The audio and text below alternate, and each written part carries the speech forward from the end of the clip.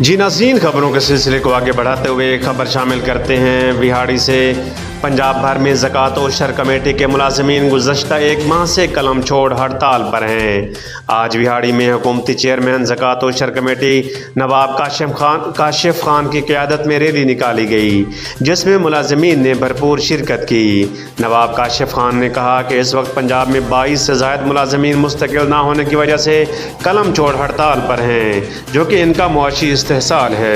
High court ने भी फैसला दिया है कि इन मुलाजमीन को हर सूरत मुस्तकिल किया जाए। ज़िले सदर एबकास तैयब भट्टी ने कहा कि हुकूमत की जानिब से भी इन मुलाजमीन को मुस्तकिल करने का वादा किया गया, मगर आज तक वो वादा वफा ना हो सका, जबकि ये मुलाजमीन गुज़श्ता 35 सालों से इस महकमे की तवस्सुत से अवाम की खिदमत कर रहे हैं।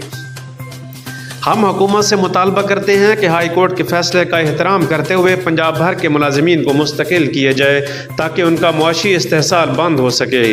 मुलाजमीन ने अपने मुतालबात के हक़ में नारेबाजी भी की। Report Syed Adeel Gilani, bureau chief, Star News, Vehari.